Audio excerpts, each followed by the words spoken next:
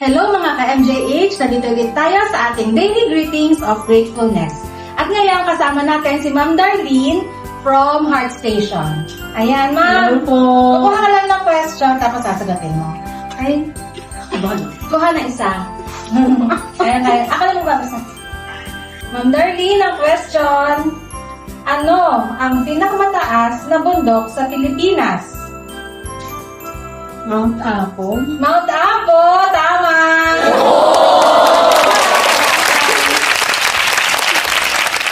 Wow. Thank From you. Mary Johnston. From Mary Johnston. Congrats!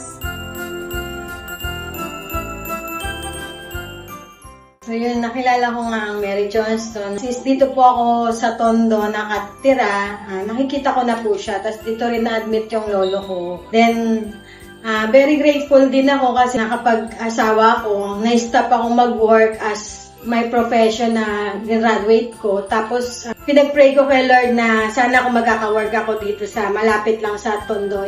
Specify ko yung sana dito sa Mary Johnston. So, after a week ng pray ko, dumaan nga ako dito sa HR, nagbigay ako ng resume. Tapos, 3 weeks, naka-receive ako ng call kay Mr. Jeff Ramos from Pulmonary Department na pinapapasok nga niya ako as one of your staff. Tapos yun po, tumagal din po ako sa Pulmonary Department ng 10 years from as on-call to contractual to regular. Tapos 1 year na ako ngayon sa Heart Station. Since hindi nga ako registered respiratory therapy, as Heart Station staff, kami po yung mga nag-ECG sa mga patient sa ER, sa mga OPD patient, sa mga inpatient, paggagawa din namin pagkakabit ng Holter monitoring at saka ng blood pressure ambulatory monitoring.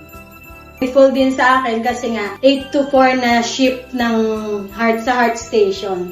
Tapos yun marami din ako nakilala sa Mary Johnston, marami ako naging kaibigan, kahit sa ang department. Ang blessing po ng Mary Johnston sa akin ay yung stable job ko nga ngayon. Until now, nakatulong ng malaki po sa pag-aaral din po ng 3 kong anak.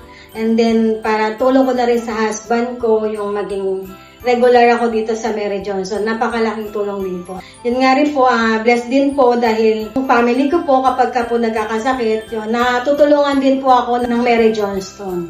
Yun nga, hindi ko makakalimutan dito sa Mary Johnston, yung nagkaroon ng ancillary under Dr. Duran ng bawat department niya, yung magkaroon ng Employee of the Year. So, nagulat ako, hindi ko na-expect din na ako yung isa sa napili ni Sir Jeff as a pulmonary department na maging isa sa Employee of the Year niya. Very blessed and thankful ko po sa Mary Johnston.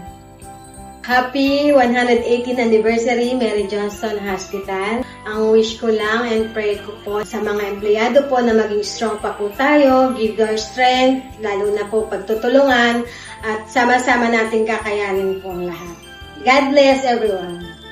Ako si Darlene Ayuda Ebron from Heart Station at ito ang Daily Greetings of Gratefulness ko.